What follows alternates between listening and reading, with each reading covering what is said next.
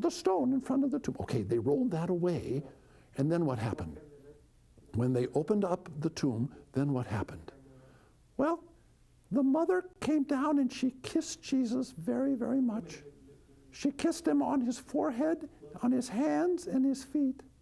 And then the women came in and they also kissed him on his hands and on his feet.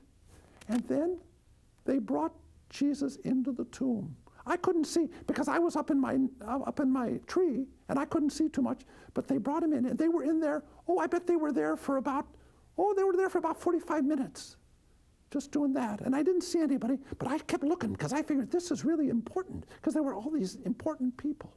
And I wondered, ooh, there was a lot of blood on the white garment that they put him in. Because I guess they crucified him. Yeah, I know that. They crucified him.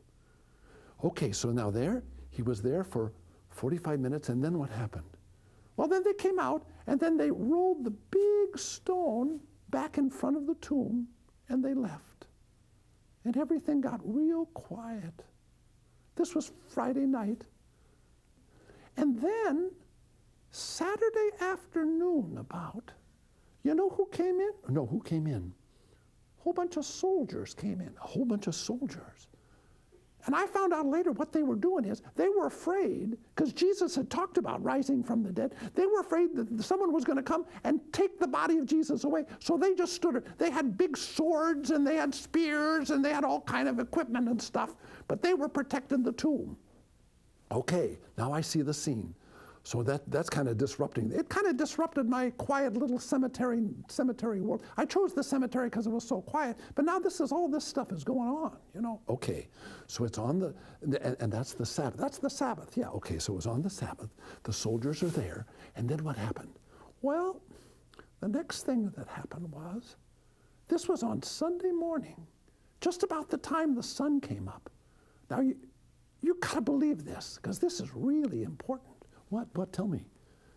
All of a sudden, there was a big sound. A big sound.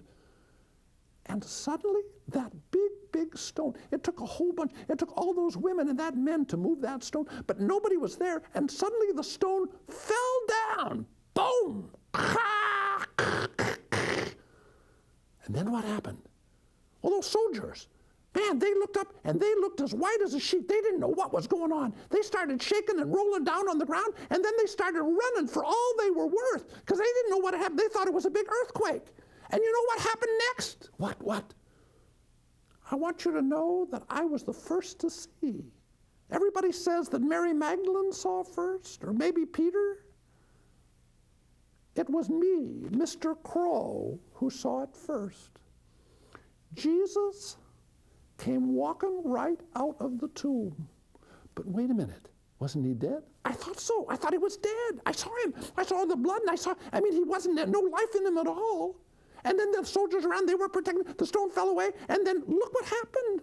I looked over, and there he was. Oh, did he look good? But you know, I could still see he had sores in his hands and in his feet, and you could even see in his side. But boy, did he look good. Oh, he looked good. I'll never forget that look. And you know what he did? What? You're not going to believe this. What? Jesus waved at me. Get out of here. He did. He waved. He saw me up there. He put a big smile on his face and he waved at me. What did you do? Well, I did my famous thing. Are you ready for it? You know what I did? This is what I did when Jesus waved at me. Are you ready?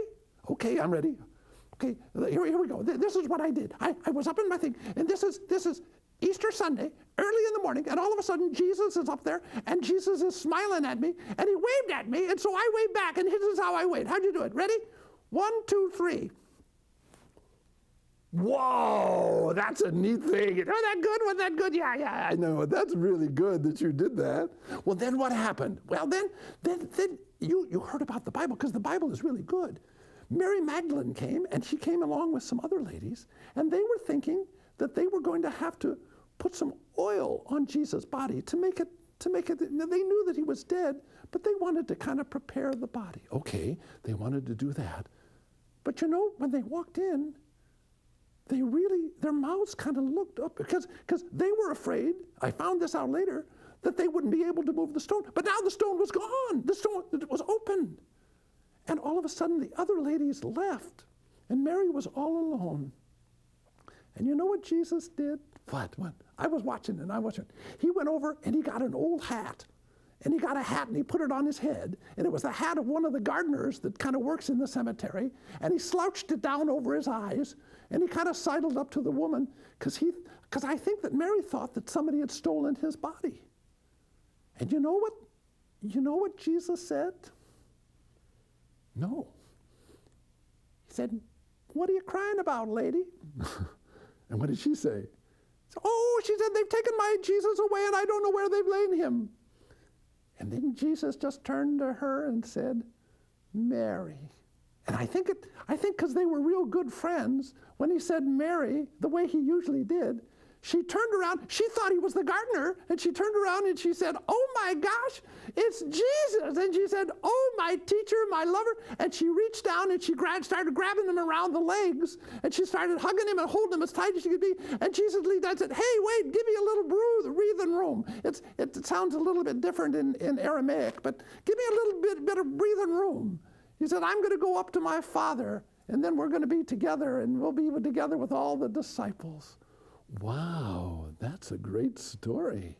That's what happened. That's what happened. He actually was dead, and then I saw it. He was alive.